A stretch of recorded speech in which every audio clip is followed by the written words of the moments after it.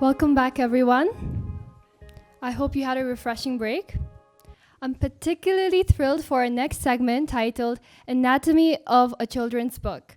Today we'll explore the enchanting elements that make children's literature not just enjoyable, but profoundly impactful. It's a topic close to my heart as it resonates with my own journey in crafting stories that speak to young minds.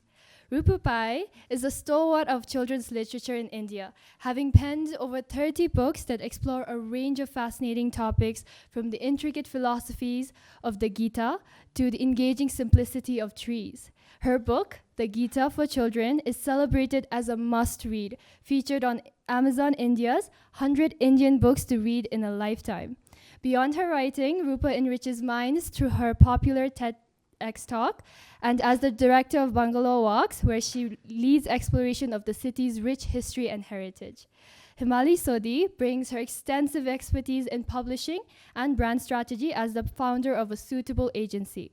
With a history of crafting award-winning campaigns and working with top-tier authors, Hemali's passion also extends to her love for travel, reading, and of course, dogs, showcased through her work on the Book of Dog. Guiding today's conversation is Rinzin Dorji, a marketing maven from Codeless with a knack for B2B B2B, how do you pronounce SaaS? Or SaaS strategies, and a background that includes an intriguing stint at NASA Develop. Kinley's creative expression flourishes in his poetry, bringing a unique perspective to today's dialogue. So let's dive into the fascinating world of children's books and discover the secrets behind crafting stories that capture the imagination of young readers. Please join me in welcoming Roopa, Hemali Sodhi, and Rinzin Dorji to the stage. My name is Kinley, and today I'll be in conversation with two very special guests, Roopa and Hemali Sodhi. So the theme of our session is the anatomy of a children's book. We'll explore the importance of children's literature, all the work that goes into publishing, and what inspires one to pursue writing. I'll begin by asking specific questions to both speakers based on their area of expertise and follow up with general advice that they have for young aspiring writers and anyone interested in learning more about the publishing world. So my first question for Roopa is, what is it about children's literature that you're drawn to, and why have you stuck to this particular genre? Okay. First of all, namaste everyone. I'm really delighted to be here from India as a guest of Bhutan because it's such a pleasure. You have such a beautiful country and I've heard so much about it, and of course the expectations were no match for the reality. So thank you very much for having me. Enjoyed yesterday. Thank you, Kinley, for being on the panel, for being the interlocutor on the panel. Thank you, Yeshi, for a lovely introduction. Thank you all. Okay, so what is why did I venture into children's literature? Actually, I don't even have a good answer for that because I knew I wanted to be a children's writer when I was only 12 or 13. So it was something that I was naturally drawn to. But I have to tell you a little bit of background. I always wanted to be a writer. That is I was one of the lucky ones who knew from when I was very young what I wanted to be in life. And now it's been over 30 years that I've been writing, and I find the same pleasure every morning when I have to sit at the desk and start crafting something. I have not been misled by my earlier intuition. So that is there. But when I was very young, like most of the kids of my generation in India, I grew up reading only Enid Blyton books. Okay, that was our biggest, I don't know, did you have Enid Blyton here? Yes. Yeah, okay, so huge exposure to Enid Blyton. We didn't have Roald Dahl, we didn't have, we didn't have access to many books at all. So for me, England was Enid Blyton. That was my portal because we didn't have television in India at that time. Then if I wanted to know about America, it was Archie's comics. Are you familiar with those? Yeah, so Archie's comics, so I thought all of America was Pop Dates and Riverdale. And everybody was young and having sodas. And for Indian mythology, for Indian writing, there wasn't much children's writing in India in English at that time at all. So I grew up reading Amar Chitra Katha, which is a comic book series of mythological stories mostly, also history, a bit of other things, but mainly mythology. And I loved those books. It taught me a lot about my own mythology, which was fantastic. But there were no books that had children like me in them. And we didn't have a word for it at that time. Now there is a word, representation. But at that time, I didn't even know what I was missing. I just thought I read Enid Blyton books, and those children's lives were very, very different from mine in India. And I thought, for that reason, that my life sucked. And only children in England had the best life, because there were never any adults around. They were always roaming around by themselves, having adventures. High teas, and not even high teas, picnics. Yeah, picnics with scones and clotted cream, and eating out of tins. And I was a vegetarian, South Indian, but really salivating over tongue and ham without knowing what it was, but at least food came out of a tin, which was itself exciting. And my life in India was just surrounded by adults, aunts and uncles and grandparents, because in India we're all about family, big, big families, going together. So there was never a time when I was left alone. And picnics always meant going to the same 2 parks in Bangalore with the same big steel dabbas. Dabbas is like a box of lemon rice and curd rice. Okay, so I'm like, surely my life is sucky. Everywhere else people are having, and they're cycling around and rowing boats by themselves, catching smugglers, and I'm just going to school and coming back. And and the other thing about Enid Blyton was she wrote these amazing boarding school stories. And I really wanted to go to boarding school, and I was after my parents said, why can't I go to a boarding school?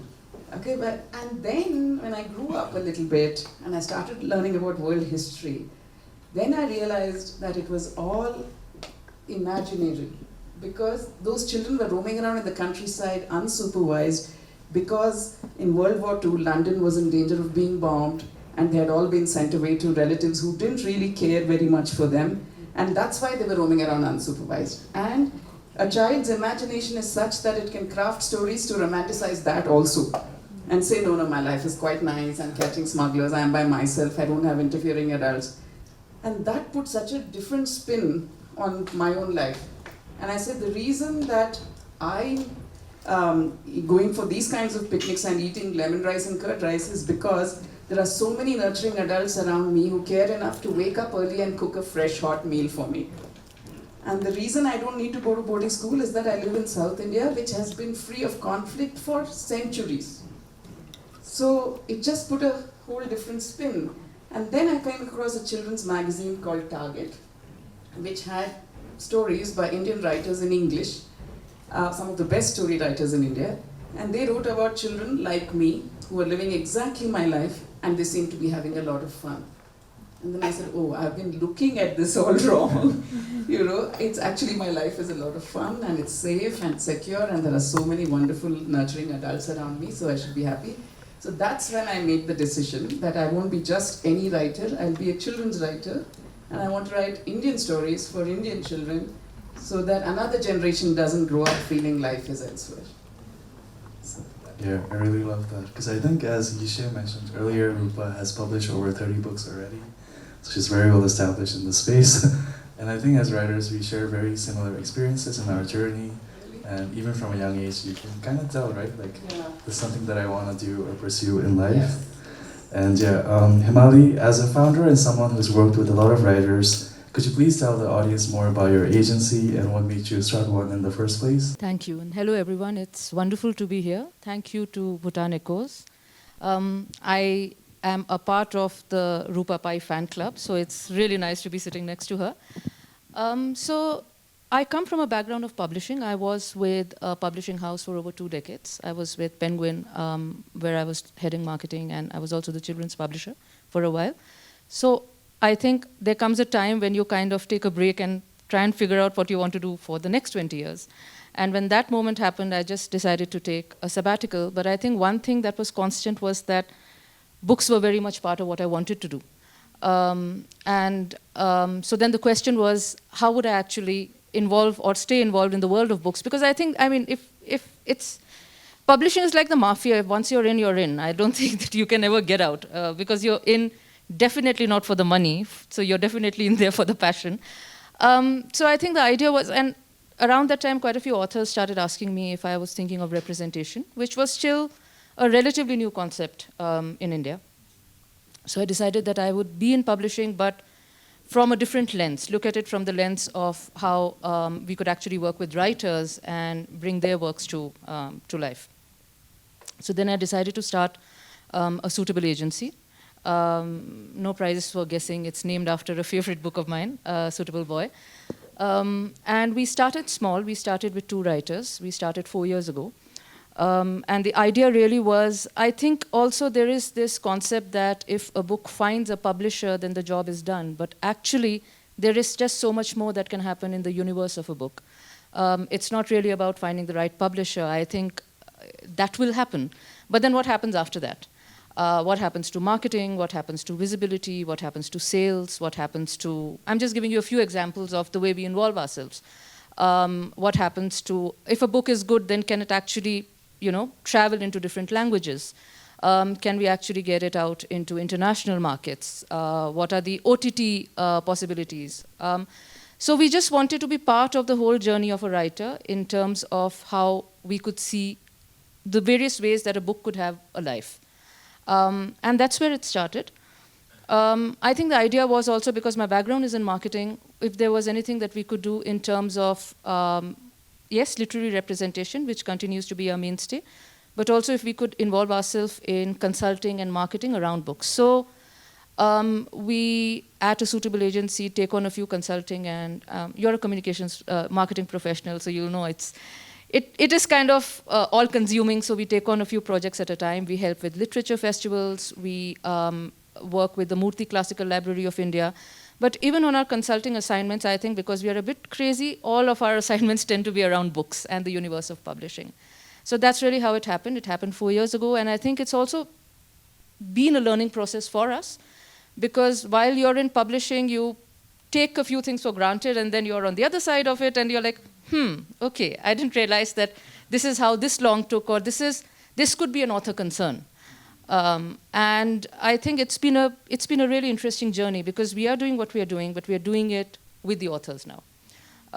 And at this point, we have about 75 writers that we represent, and around 100 books. And yeah, here we are. I think that is quite impressive, because you're combining your love for books and your knowledge of marketing and brand strategy.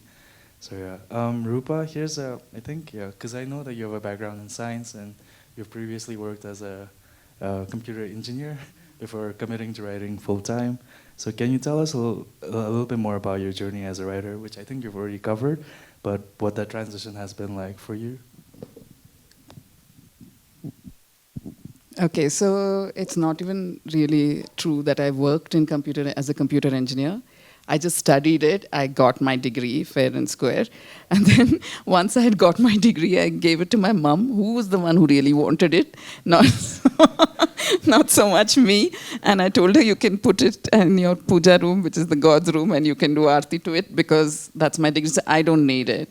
Because that's what I said. Because I always wanted to write, and I wanted to do my master's in English and stuff like that. But at that time, and it was a fair, legit concern that my mom had, was that I'm a middle-class family from South India. South Indians are deep into academics and education. So she was like, unless I want, and she put this very compelling argument that I want every daughter of mine to be financially secure, have a proper degree, professional degree. I don't want you ever to depend on any man. So I was like, okay, that's a fair thing. So I couldn't really fight that. So I finished my degree. But and it's true that really you can't make a living just being a writer. However, somehow I have managed doing other things as well. So the computer science was just, computer engineering was a detour along the way to being a writer. However, after now 30 years of being a writer, I have to say that staying with science for another couple of years than I would have otherwise has helped me think in a very logical kind of manner, very analytical manner. So it makes me somewhere straddle the lines between an art person and a science person, which is very useful for a writer. Especially for me, because although my earlier works were fiction, after that I have sort of stayed in non-fiction. And non-fiction means heavily researched books, including the Gita for Children, So in that kind of situation, it somehow makes it easier to have a more analytical approach, where you break stuff down into bullet points and then see how you can add the art to it, the creativity, the language, and then make it palatable. So I just want to say to anyone here because there are a lot of young people here, who's facing the same kind of thing, that your parents want you to do something, but you want to do something else, just know that nothing you do in your life is ever wasted. So don't start feeling bad about it. Everything, it's your attitude. If you say that, whatever, I just need to get it through, but whatever I'm doing, I'll do it well, it will serve you in some way along your journey. Nothing is wasted at all, nothing. I think that's great advice, because even I graduated with a psychology degree and now I'm doing marketing, but I also get to do a lot of writing along the way, so it helps having your feet in both worlds. And Hemali, as someone who's always been intrigued and curious about the publishing world, how do you decide which brands or writers to represent, and what's the general selection or publishing process like? And I know you also represent children's books too, so if you could elaborate a bit more on that. Sure. So you mean from an agency point of view? How do we choose? Yes. Okay. So our agency actually does two things. One, of course, is literary representation, and the other is brand consulting. And the third is we run something called suitable events, but we'll talk about that. Brand consulting, I think I'll talk about that first, because that's a kind of a more linear way of answering that question. I think brand consulting has really been about, very simply, if we can add value to something. I think we don't want to take on something just because we think, there is an opportunity here, which is why a lot of the projects that we take on tend to be around the universe of publishing and books and sometimes the arts. So for instance, I'm on a project right now with a group of very talented illustrators, and they're doing a lot of workshops today. So that's interesting for us. I think, so in terms of brand consulting, whether it's and each brand has its own challenges. I think one of the things that you learn early on is that a templated approach doesn't work and shouldn't work. So for instance, you have to understand what the voice of the brand is. You have to understand whether that resonates with you. You have to see whether you can actually do value to what it is that they're looking for. So whether it is creating larger communities, and that is something I've been passionate about right from the beginning. I'm not sure that that's really an issue in Bhutan, but in India, definitely, I think one of the things we grapple with is how do we increase readership? Because we tend to, at the end of the day, talk to the converted. But there is a very healthy sort of universe of writers, but I think the readership is something that we're always thinking about. So coming back to that, a lot of the projects that we take on are around building communities of readers, whether it's the Murthy Classical Library or we work with a library called One Up, which is trying to inculcate reading habits in children at an early age. Now that's a really interesting thing, because I think that if you actually take to books as a child, then you'll be a lifelong reader. So that's how we take on brands. We also consult on a few literature festivals, like the Kerala Literature Festival, some aspects of the business side of the Jaipur Literature Festival. So we do that. In terms of books, it's actually really the book and the writing. I think when we started out at a suitable agency, we asked ourselves, and I have a group of very talented editors and marketeers in the agency. I think we asked ourselves the question about what is the kind of book that we want, and the answer was really universally, if we like a book, we will represent it, irrespective of the author's background or whether there's a social media profile, which seems to be a new thing,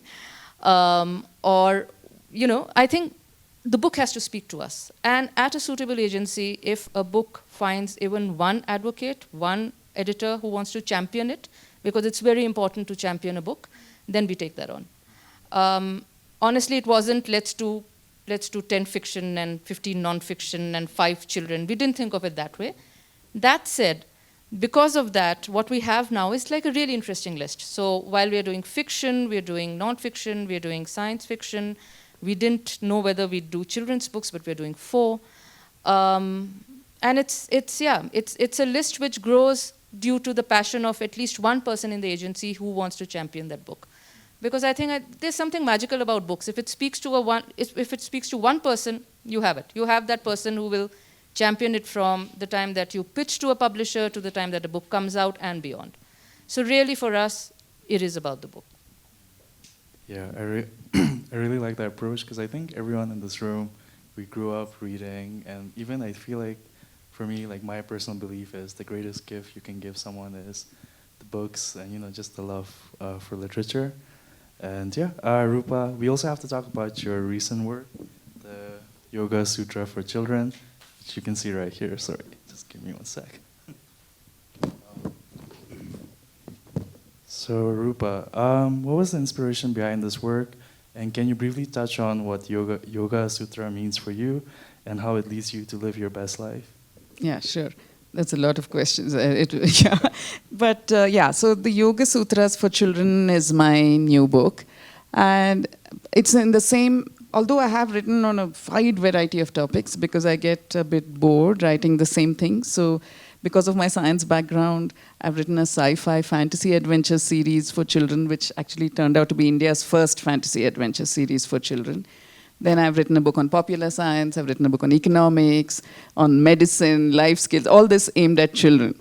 Okay, because I myself am interested in a great variety of topics. What I never thought I would do when I was starting out was write on Indian philosophy and scripture for children. That I never thought I would do. Because I thought I was a cool Enid Blyton-esque author who wrote fun books and did not, write about scripture, boring, and why would I want to burden children with this kind of stuff? So that was my thinking. Until I'd finished my first series, then I wrote a book on popular science. That was over, and for me, writing is like an itch that I have to scratch constantly, and I couldn't think of a new idea to write a book about. This was back in 2014. And then my editor, who's been my editor for 30 years, I worked with the same editor almost on every single book and project. Yeah, so she's from this company called Hachette, publishing company called Hachette. And before that, she was my editor in the first job I ever took up. I finished engineering, then I moved 2,000 kilometers to a different city, and I joined the children's magazine, that magazine which had first shown me that Indian children's writing was also possible. Yeah, so I went to Target and I joined. So, anyway, so she, because I trust her very deeply now because I've worked so long with her, in 2014 she said, hey, I have a great idea for your next book. And I said, okay, please tell me, because I'm totally fictioned out with the 4 years of writing Tara Notes. There are 8 books in the series, the fantasy adventure series. And then I don't know what to write. So she said, I have this great idea. I said, yeah, tell me, why don't you write? And I'm listening, hanging on to her every word. Why don't you write the Bhagavad Gita for children? And my jaw sort of hit the ground and my eyeballs rolled out of their sockets. And I'm like, why? Why would I write the Bhagavad Gita for children? For all of you who don't know, the Bhagavad Gita is sort of one of the main scriptural books of Hindus in India. It's not at all a religious book, but that I found out later. It's one of the most secular self-help books for life. But I didn't know that when she asked me to do this, because I had grown up without ever reading the Gita. That's also fine if you're a Hindu, you don't have to read the scripture. Okay, so I had grown up like this, but somehow in my mind, it was only people telling me, I go for Bhagavad Gita classes, and after years, we have just peeled the first layer. And I'm like, why? And to me, it was a book about death, because it's a lot about death. It happens on a battlefield, okay, the whole conversation. And I said, why would I be writing about death for children? And also, I don't know how many of you, do you read Rick Riordan, Percy Jackson? Have you read the series? A very popular American series, which has been in vogue now for the last 10 years or so. So in that series, Rick Riordan writes about the Greek gods, okay? And he does what he wants with them.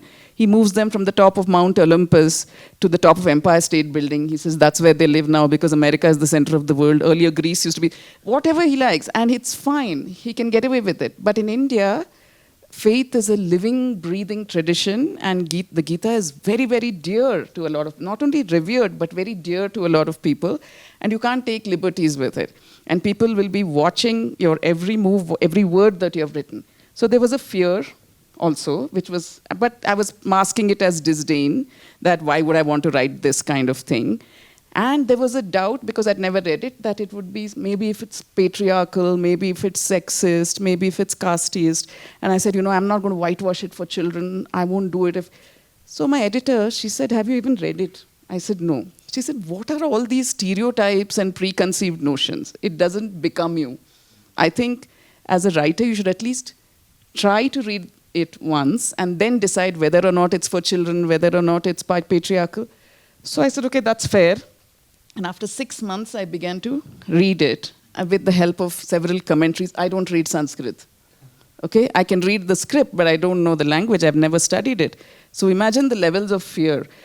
But there were enough very good commentaries by Indian writers, Indian sages, foreign writers, Western scholars. So I took all of it, I began to read it, and by the time like a month had passed, I was riveted. I was like, my God, why have I never read this book? It's such a treasure. And not just for Indians, not just for Hindus, but universal treasure. And if I had read it as a child, it would have helped me live my life better, more calmly, with less anxiety, with more focus on my work. So I wrote it. But of course, on the day it came out, I was hiding under the table because I was like, if people don't like it, they're going to come throw stones at my house. So, but it turned out to be very much loved. It became a huge bestseller in India. And then then my editor was immediately, okay, now come on the next thing, on some other part of the scripture, the Vedas and Upanishads. And I said, excuse me, I'm not about to become this kind of some Roopa Ma, this spiritual leader. No, I'm not going to write that. I have other things to write about. So she said, okay, write whatever. And she was very wise. She said, okay, fine, you do what you like. And she knew that somehow the problem with this spiritual, philosophical landscape is that once you have entered it, it draws you in. And so many portals open up and you're just curious to find out what lies beyond. So I wrote the next book 3-4 years later, the Vedas and Upanishads for children. By then I was like, okay, I think I should explore more in this. While I write other things, I should also. And so most recently, Yoga Sutras. And this happened. The Yoga Sutras is not a very popular text at all, unlike the Vedas and Upanishads and the Gita. Most people in India themselves don't know what the Yoga Sutras is about. Yoga as a practice is very popular, but not the text, the fundamental text, the foundational text of the yoga school. Not many people know about. I didn't, despite having been in this space for a while. Then when COVID happened, I said, now's the time. I have nothing to do. I should learn Sanskrit. So I joined an online classes for learning Sanskrit. And that teacher said, there is a lecture happening this evening about the Yoga Sutra. Sign up. So I did, because just curious, nothing else to do. And when he was a very good speaker and very knowledgeable, and what he said about the Yoga Sutras really, again, flipped that switch in my head. He said the Yoga Sutras is not about physical exercise at all. It is about controlling the mind. It is about, and with control of the mind comes everything else. Because the universe, as we know it, we imagine the universe is outside of us. It actually is inside our heads. There is no other universe that exists except the ones that we construct for ourselves in our heads. So if we control this universe, we control everything. And I thought, what a powerful concept, especially for the young people of today, whose, the social media exposure has fragmented our minds so much, and our minds have become so fragile, we have no control. So I said, and this is like Yoga Sutras is a practical workbook. What the Gita and the Vedas say as theory, this one tells you how to actually achieve it, giving you steps. And I said, okay, this is the next one. That's how I came to write this. A very long answer, but yeah. No, but I really like that, because you write just the way you speak, so it's very refreshing. Hemali has also edited the Book of a Dog, and for those of you who don't know, it's a collection of original writings by a lot of different writers about their experiences and love for their dogs.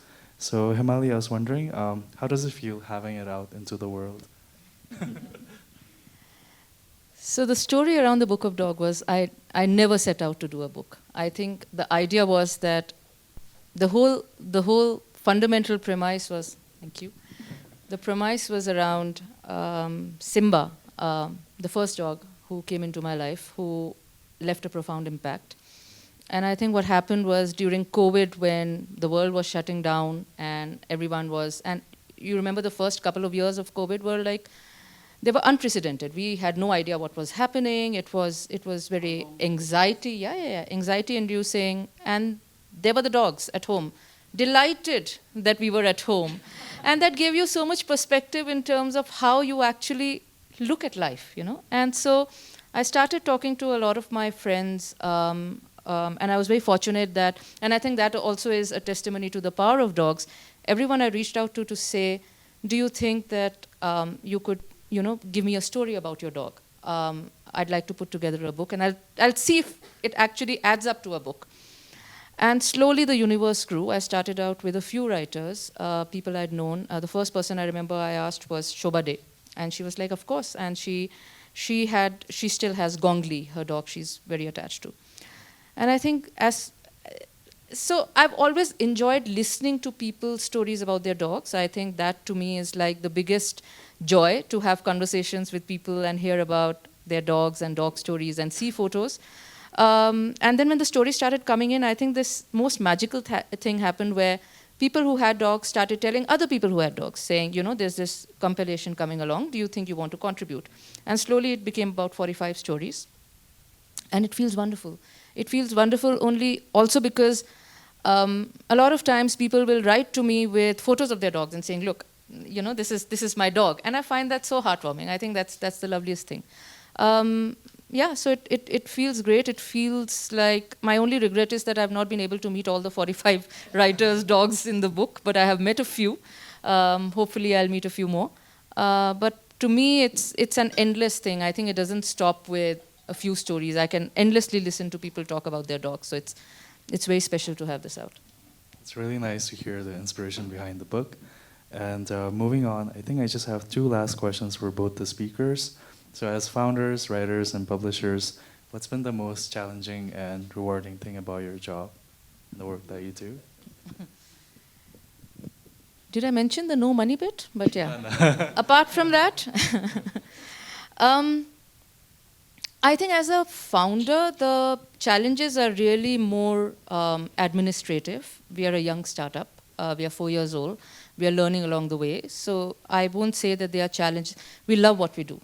I think the fact that every book is different and every book needs a different sort of lens and a different approach is what breaks the monotony. And every day is a new one in terms of the discussions you're having around books. So I won't really say, it's too early to say that there are any, and I hope that it stays this way. But like I said, the challenges are really administrative. I can't think of any other challenges. I think the rewards are immense. If you love books and if you love being part of that universe, then I can't think of a better way of doing that. Yeah, I think my answer is very similar, except I don't have any administrative challenges also. My thing is just, it's not at all, for a lot of people, I think the challenge would be to the discipline required to be a writer. To any artist, it's somehow, it is put about as if artists just wait for the muse to arrive and then, are inspired and they bash out 10,000 words in one night and, that's how a book begins. But unfortunately, at least for me, and I know this is true for most writers because I've read other writers' memoirs and things, it is the grind of sitting every day in front of your laptop, whether inspiration is there or not, and trying to progress the story a little bit. Next day you may come and you delete all the 200, 400, 2,000 words you wrote. But you have to be there. You have to be present. So that kind of discipline is called for. But when you love what you do, it's not really a challenge. But I think maybe discipline is also something that people have trouble with. And that's why you have these geniuses who write such amazing posts on Facebook. You say, what a gift for writing. But ask them to write a book, they won't be able to, because that requires, it's not a momentary flash of inspiration, not 10 minutes. You have to sit there day after day and, work for it. But again, as I said, I have not found that much of a challenge. And the other thing I do to take away what might become boring is that I write on a variety of topics. And it always involves some research, which I love researching things. So I might be reading something and say, oh my God, I should write a book about this. And that's how it begins. And one thing I have realized is that if you really want to understand a subject really well that you know nothing about, write a children's book about it. Because you have to really first understand it, digest it, process it, and then put it out in a way that everyone can, at the simplest, most lucid level. So that is my challenge, how to make something really complex into a thing that anyone reading can understand. And it's my effort is not to be the comprehensive last word on any subject. It's just a way to intrigue people, to excite people about a subject so that then they go and they do their own research. And yeah, so for me, actually my biggest triumph, I think, has been this book on economics, apart from the Gita and all that. I never studied economics as a child, but having written the Gita and seeing that it did so well, I said, okay. So what that has taught me is that I can go to a new subject with humility and an open mind, and it will speak to me, and there's no subject that is boring in the world. And universe is endlessly fascinating for a person's mind. So I said, what is that subject that I wish I knew something about but know nothing about, and the whole world talks about it, and I feel like an absolute idiot when people are talking terms, stocks, shares, investments. So I said, economics. And then I began that, and it has become such a hit. And children come to me and say, in fact, here at the Indian Embassy, the head of the Border Roads Department, Mr. Brigadier Mohit Gupta, he told me, he introduced his son to me and said, he's read your book on economics and he loved it. So I said, wow. Yeah, and again, as she said, rewards are immeasurable and immense. I have not regretted for a day what I'm doing, even though actually there's no money in it. But we're not painting a very rosy picture. Yes, no. But yeah. Yeah, but we are also painting a very rosy picture because neither of us regrets what we have done at all. So yeah. Yeah, I also wanted to add that Roopa's special skill also is that she's not writing only for children. I mean, you write a lot of books for adults as well. So, there's many different genres. Yeah. But I do agree the writing practice takes a lot of discipline. Yeah. But if you're doing what you love, it really doesn't feel like work. Yeah. So I think my last question for the both of you, if we still have time, is what advice would you give to young aspiring writers or anyone who wants to step into the publishing world? And that's for her. But yeah, mine is writers, and only 2 rules. The first one is read, and the second one is write. Because the first one is important to fill your head with voices from everywhere. Don't say, I only read series or I only read fantasy. Or you can, but also be Catholic in your reading. Let words flow into your mind from every genre, every part of the world, every class of society. In fact, the unfamiliar, make sure you read about it. Just because what is reading? What does it do for you? It allows you to live many different lives. That is the charm. Otherwise, you're committed to just this one life. You can't be anybody else. You are in this body, you have these circumstances, you have to only live your life. But when you read, it's possible to live many other lives. So try and live as many diverse lives as possible, not the same. That's important. Second is, it just develops your empathy as a writer, which writers need to be very empathetic to be able to represent voices of people that you are not.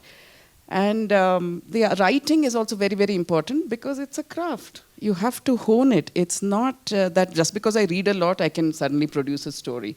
You can produce plots in your head, but writing it is a different thing. So write. And for young people here, I want to say, Yeshi is not against you or anything, but don't be in a hurry to be published. Just find your voice. Practice. Those 10,000 hours are really important. Yeah, really good advice. I think the one thing I would add is don't give up, because writing can be a very solitary exercise. Very often you won't have, self-doubt is something that can overwhelm you, but don't be overwhelmed. I think the thing about writing is just keep at it. In terms of publishing advice for writers, I would say don't give up. But yeah, when you do your research, publishers have different kinds of lists that they specialize in sometimes. Again, try and get someone from publishing. I would say get an agent, and I'm not saying this because I'm a literary agent. I think getting an agent is helpful in terms of, especially for people who are entering publishing, just to navigate publishing in terms of how you can actually get the best publisher, what is the contract. The contract is this inscrutable thing that all of us have struggled with, I think still struggle with. Yeah. So I think do your research, talk to people who've been published, try and get a literary agent, and that's it. I mean, just write and don't give up. It's really elementary. If you love writing, keep at it. Yeah, I think that's really great advice, and this session has been very insightful. And I think we'll move on to the Q&A section. So if anyone in the audience has questions for either Roopa or Hemali about writing or publishing, now it's your chance. Oh, yes.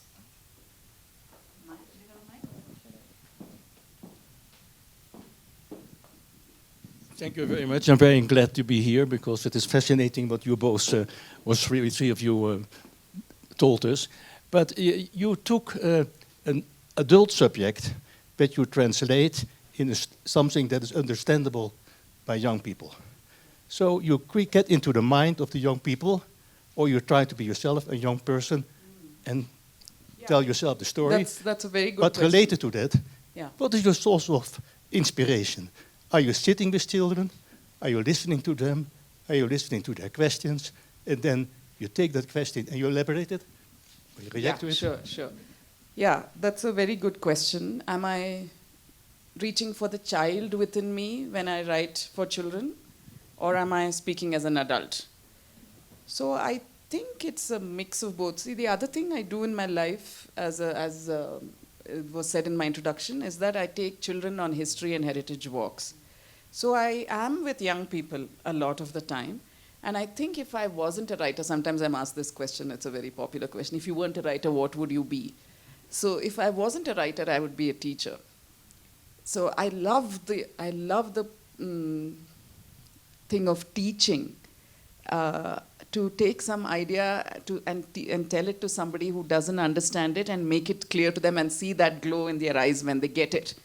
I think that for me is the biggest high, which I try to do through my history walks as well and through my writing as well.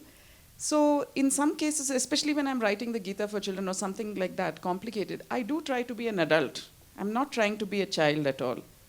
But I'm thinking of how should I explain it so that a child can understand. In that sense, I'm reaching for the child within me and seeing what would I like to hear, or what do, in my experience, children have liked to hear when I say it in this way. So I have realized that, posing questions to children in the course of, instead of just telling them this is what it is, allowing them to think. So in all my books, there are a lot of open-ended questions. It could be this, or this, what do you think? So a pause where they think. And then they begin to trust you because you're not forcing something down them. You're asking them, you're respecting them enough to say, why don't you think about it? And I'm not saying any answer is wrong. It's just a way of thinking. So that is one thing. And the second one, where's my inspiration? I think this itself, to be able to take something, because for me, that's probably why I take up new subjects, because the aha that comes to me when I understand it is then immediately conveyed to the child or to my reader. If I thought I knew something very well, I'm not sure I'll be able to convey that aha thing. Because I have just understood it, therefore it's still very fresh in my mind and I can convey it. I believe that there are a lot of children here from the Royal Academy in Bhutan. In fact, they brought me this beautiful gift because I have to say that, I have to mention, 4 weeks ago, they were in Bangalore, my hometown. And I took them out on a walk. And it was so strange that Bhutan featured twice in a month in my life after not having appeared in my life at all till date. So there is some sign there, but they're here. And I've been told that their teacher has told them that if they don't ask any questions and remain quiet, they're not getting lunch. So I'm welcoming any questions from the Royal Academy kids. I have a question for Ms. Roopa. Sure. From all the books you have written, which one do you think truly satisfied your inner child in terms of maybe representation or any experiences? Yeah, I think that's a very nice question. Usually I'm asked, which is your favorite stop? And that's the question usually. And I always have to say, whichever I've just most recently finished, that's my favorite because all the work has gone into that. But which satisfied my inner child, definitely my first series, fantasy adventure series. That was what I wanted to be when I was 8 and 9. I wanted to be writing those kinds of stories, and I did. And Taranauts is very Indian. That's what I wanted it to be. I didn't want it to be derivative, but I wanted it to be as fun and exciting and plot-driven and dialogue-driven as Enid Blyton. So I made it a point that I would not be referencing dragons or gnomes or goblins, no Western creatures. I would mine my own mythology and our own stories for things. And a huge inspiration for me for writing that was Salman Rushdie. I think you may all have heard of Salman Rushdie. Yeah, so his book, Harun and the Sea of Stories, that was, I thought, a great way to tell an Indian story in the best Western way. I mean, in the most appealing way to everybody. So I've used a lot of words in this made-up world called Mithya, which is the setting for Taranauts. They speak a language called Tara tongue, and words in that language are mixtures of English words and Indian language words. So it's a very fun kind of, so that made me very, very happy writing that series, and the kind of love that kids showed for it. And you know, this year, Taranauts completes 15 years. We're coming out with an omnibus, and there are children, yeah, and there are children who were born well after the series was published, who are 8 now, who come to me and say, when are you writing the next Taranauts? So, yeah, that's been my happiest.